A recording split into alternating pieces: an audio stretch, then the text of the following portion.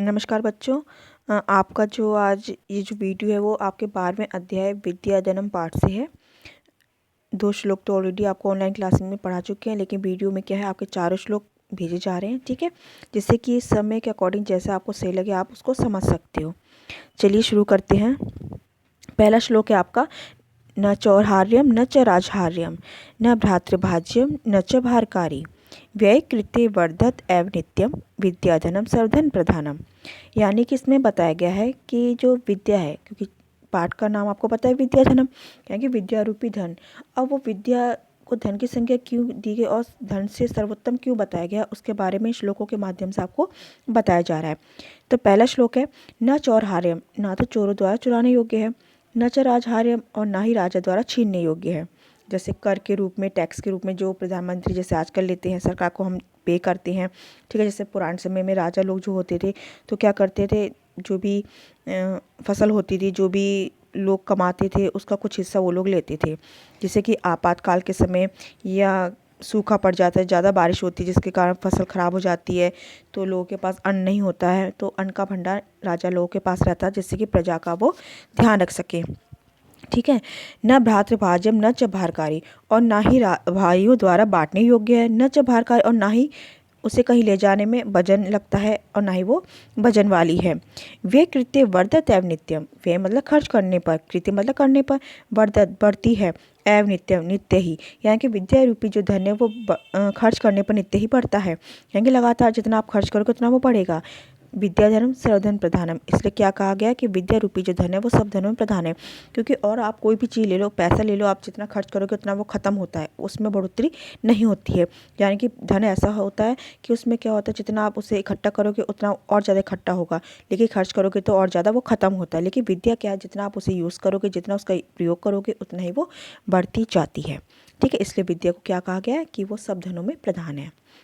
Next है आपका, विद्या नाम नरस्य रूपम अधिकम प्रच्छन्न गुप्तम धनम विद्या भोग करी यशा सुख करी विद्या गुरु नाम गुरु विद्या बंधु जनो विदेश गमने विद्या परा देवता विद्या राजसु पूज्यते न ही धनम विद्या विना पशु। यानी क्या बताया गया, विद्या नाम नरस्य, जो विद्या रूपी धन है, यानी कि विद्या के धन की संज्ञा दी गई है। तो विद्या रूपी जो धन है वो व्यक्ति का क्या है, सबसे बड़ा सौंदर्य माना गया है। रूपम यानी कि रूप माना, सबसे बड़ा रूप माना गया, रूप मतलब सौंदर्य, तो ये सबसे बड़ा रूप माना गया, यानी कि जिसके पास धन है वो अति सौंदर्यवान लगता है, ठीक है, हर चीज़ में वो परफेक्ट लगता है, ठीक है। जिसके पास धन नहीं है, अगर वो गरीब है, अगर वो सुंदर भी है, तो भी क्या है, लोग उसे हे की दृष्टि से देखते हैं, क्योंकि उनकी नज़र में बस ये दिखाई देता है कि उसके पास पैसा नहीं है, वो गरीब है। तो विद्या रूपी जो धन है वो व्यक्ति का सबसे बड़ा सौंदर्य, सबसे बड़ा रूप है, प्रच्छन्न गुप्तम धनम, और सबसे ज़्यादा छिपा हुआ धन है, ठीक है। और जो धन है आप उसे छुपाओ क्या, मतलब आप उसको यूज़ करते हो, आपके पास अगर धन है तो आप क्या करो, उसके अकॉर्डिंग आप खर्चा भी करते हो, आप बिल्डिंग बनाते हो, अपने ड्रेस कोड आप वैसे रखते हो, ड्रेसअप में रहते हो, खाने पीने का ढंग आपका अलग होता है, चलने का जो भी है, तो उससे पता चल जाता है कि आप पैसे वाले हो, यानी कि आप उस चीज़ को नहीं छुपा सकते हो। लेकिन विद्या क्या है, विद्या का कोई पता नहीं कर सकता है कि किसके पास कितनी विद्या है। हम रास्ते में चलते हैं, कहीं भी जाते हैं, हम लोगों से बातचीत करते हैं, कि हम पता कर पाते हैं कि वो उसने कितनी डिग्री प्राप्त करी है, उसके एजुकेशन कहाँ तक है, हम नहीं पता कर सकते हैं, ठीक है। तो यानी एक तरह से क्या है, वो सबसे ज़्यादा छिपा हुआ धन माना गया है। विद्या भोग करी, विद्या क्या है, भोगों को प्रदान करने वाली है, ठीक है। यश सुख करी, और यश और सुख देने वाली है, यानी कि जिसके पास विद्या है, विद्या का मतलब ज्ञान है, तो ज्ञान होने पर क्या है, वो कुछ भी प्राप्त कर सकते हैं, कि कोई भी नौकरी ले सकता है, कुछ भी कार्य कर सकता है, ठीक है। अब जो कार्य करेगा, नौकरी करेगा, तो ऑफिशियली बात है कि उसके पास पैसा तो आएगा ही, जब पैसा आएगा तो क्या है, उसकी प्रसिद्धि बढ़ेगी, उसके सुख साधन सब बढ़ेंगे, तो खुशियाँ तो उसके घर में आएंगी। तो विद्या क्या है, भोगों को देने वाली है। भोग का मतलब जो भी आप रोज़मर्रा की चीज़ होती है, जैसे फ्रीज़ है, अलमारी का हम यूज़ करते हैं, कार हम यूज़ कर रहे हैं, होटल में खाना खा रहे हैं, इससे कि जो भी है भोगकारी जो है वो सब संपदा देने वाली होती है, यश और सुख प्रदान करने वाली। विद्या गुरु नाम गुरु, और विद्या क्या, गुरुओं की भी गुरु है। यानी कि अगर हम ये मान लें कि हमने पूरी एजुकेशन ले ली, फिर भी क्या हमारी एजुकेशन पर्याप्त नहीं होती है, हमें पल पल कुछ ना कुछ सीखना पड़ता है, यानी हर एक पल हम कुछ ना कुछ सीखते रहते हैं। तो अगर कोई गुरु है, यानी कोई हमारा अगर टीचर है, ठीक है, मेरा जो टीचर है उसके ऊपर भी कोई ना कोई होगा। यानी कि अगर उसको हमें लगता है कि उसको अपने सब्जेक्ट का, अपने हर चीज़ की नॉलेज है, उसको हर अपने सब्जेक्ट की या हर प्रकार की नॉलेज वो रखता है, लेकिन फिर भी क्या है, उसको अपने अकॉर्डिंग उससे कुछ ना कुछ फिर भी दिक्कतें आती हैं, जिसके लिए क्या औरों पर निर्भर रहता है और मतलब अपनी समस्या का समाधान कुछ भी सीखने के लिए वो किसी ना किसी से बातचीत करता है। तो यानी कि जो हमारा टीचर या यानी कि जो हमारा गुरु है, उसका भी कोई ना कोई गुरु जरूर होता है। एकमात्र वही नहीं होता है कि उसको सब नॉलेज है, उसको भी कुछ ना कुछ सीखना पड़ता है। हर लाइन के बारे में नॉलेज सबको नहीं होती है। तो विद्या क्या है, गुरुओं की भी गुरु है। विद्या बंधु जनों विदेश गमने। विद्या क्या बंधु है, भाई है, सखा है, रिश्ता सब है। विदेश गमने यानी कि विदेश जाने पर, दूसरे देशों में जाने पर विद्या ही हमारा सहारा बनती है। तो यानी कि एक भाई की तरह, एक साथी की तरह, एक माँ बाप की तरह हमारा सहारा बनती है विद्या। परा देवता, और विद्या क्या है, सबसे बड़ा देवता मानी गई है। विद्या रूपी जो धन है वो सबसे बड़ा देवता माना गया, क्योंकि क्या है, विपत्ति काल में हमें क्या है, ईश्वर पर ही आसरा होता है, ईश्वर पर ही विश्वास होता है। वैसी विद्या क्या, विद्या विश्वास करके अपने हर समस्या का समाधान कर सकते हैं। विद्या राजस्व पूज्यते न ही धनम। विद्या राजा में पूजी जाती है लेकिन धन नहीं। ठीक है, यानी कि अगर कोई विद्वान है, ठीक है, उसके पास अगर पैसा नहीं है तो अब भी उसका सम्मान हो रहा है, लेकिन अगर किसी का विद्या नहीं है, ज्ञान नहीं है, लेकिन बहुत धनवान है, तो भी उसका सम्मान राजा के पास नहीं होगा।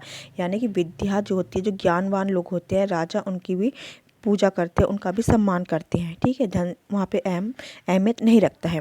विद्या विहीन पशु, और विद्या विहीन जो लोग होते हैं, जिनके पास विद्या नहीं है, जिनके पास ज्ञान नहीं है, वो पशु के समान माने जाते हैं, क्योंकि उनको अपने क्रियाकलापों का, दैनिक क्रिया का कुछ भी पता नहीं होता कि हमें क्या करना है, क्या नहीं करना है, हमारे लिए क्या सही है, क्या गलत है, क्या धर्म है, क्या अधर्म है, कौन सा रास्ता सही है, कौन सा रास्ता गलत है ना। तो विद्या विहीन पशु के जैसे, पशु जानवर लोग हैं, उनको पता नहीं होता किसी रास्ते पे कहाँ जा रहे हैं, कहाँ उठ रहे हैं, कहाँ सो रहे हैं। तो वही बात है कि जिसका विद्या नहीं, ज्ञान नहीं है, उसको पशुओं की संज्ञा दी गई है। ठीक है, ये हो गए आपके दूसरे दो कंप्लीट हो गए।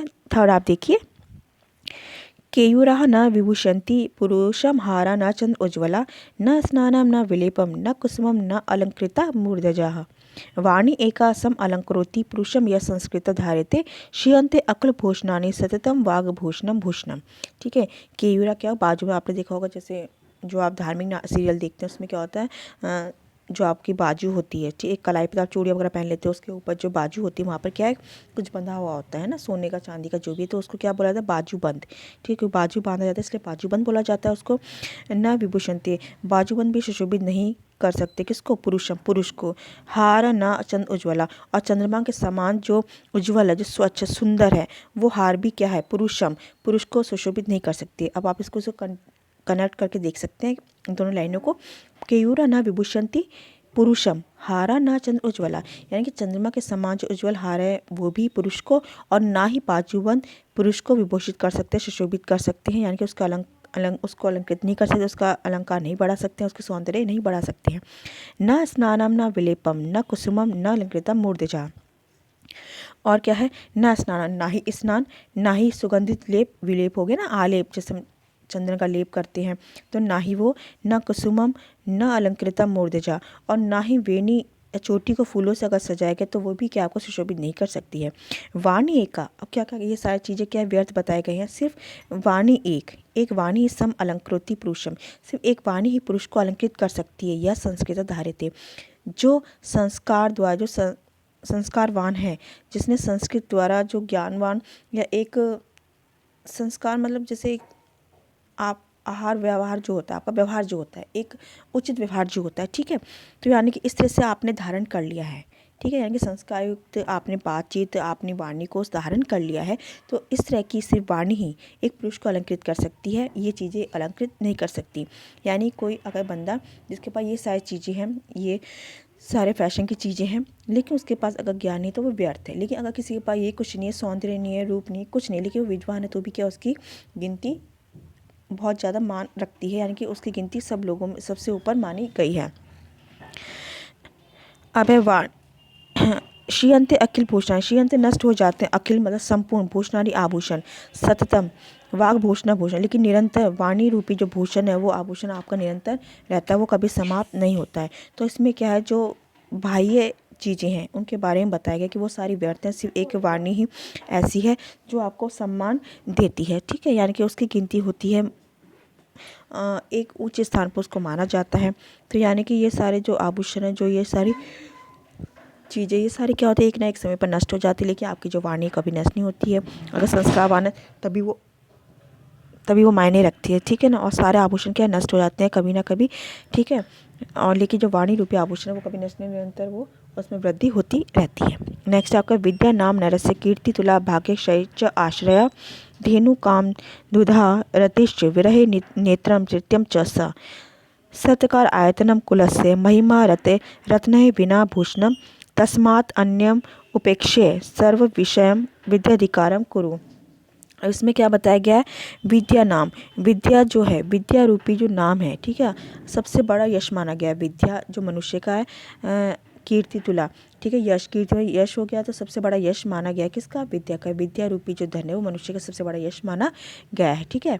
भाग्य क्षय च आश्रय, और भाग्य के नष्ट, अच्छा समय बीत जाता है या भाग्य आपका नष्ट हो गया, आपका भाग्य प्रतिकूल है, अनुकूल नहीं है, तो क्या है, विद्या आपका सहारा बनती है, क्योंकि विद्या आपको ज्ञान देती है कि हमें विपत्ति काल में भी क्या है, धैर्य नहीं छोड़ना चाहिए। अगर आपके पास ज्ञान है तो आप ये चीज़ें अप्लाई कर सकते हैं, आपको पता रहता है। लेकिन अगर आपके पास ज्ञान नहीं तो आप क्या करते हो, आप रोना धोना शुरू कर दोगे, आप गुस्सा करोगे कि मेरे साथ ये हो गया, ये बुरा हो गया, वो बुरा हो गया। लेकिन अगर आपके पास विद्या है तो आपका भले ही भाग्य साथ ना दे, वो नष्ट हो रहा है, अच्छा समय नहीं है, तो भी क्या है, वो आपका सहारा बन जाती है।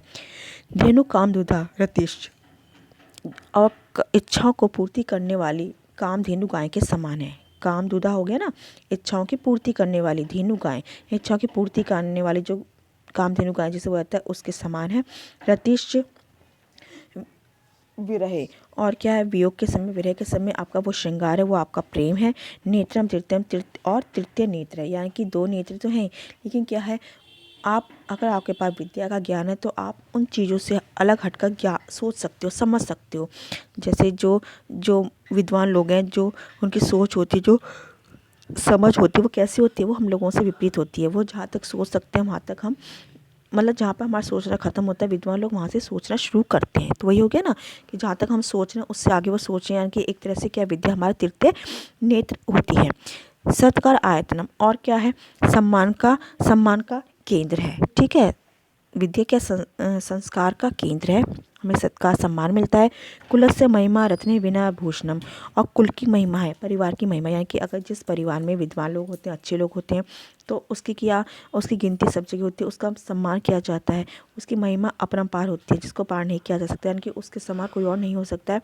रत्ने बिना आभूषणम, और रत्नों के बिना आभूषण है, यानी कि जो विद्या है वो क्या है, ऐसा आभूषण है जिसमें रत्नों का प्रयोग नहीं किया गया है, ठीक है। यानी कि रत्न बिना आभूषणम, भूषणम यानी कि ऐसा आभूषण जिसमें रत्न का प्रयोग, जबकि मोस्टली जो आभूषण होते हैं उसमें रत्नों का प्रयोग किया जाता है ना, किसी न किसी चीज़ का प्रयोग है। लेकिन जो ये विद्या है वो कैसा आभूषण है, जो रत्नों के बिना है। तस्मात् अन्यम उपेक्षे सर्वम विषम, तो आपको क्या करना है, तस्मात् अनपेक्ष, दूसरे उपेक्षे छोड़कर, तस्मात् अन्य सभी, सर्वम विषम, सब विषयों को छोड़कर, विद्या अधिकारम करो, विद्या का अधिकार करो, ठीक है। यानी कि विद्या को ग्रहण करो, यानी कि क्या है, सारे विषय जो आपको बताए गए हैं, आलेप बताया गया है, श्रृंगार बताया गया है, मालाएं बताई गई हैं, ठीक है, जो भी आपको ये चीज़ें बताई गई हैं,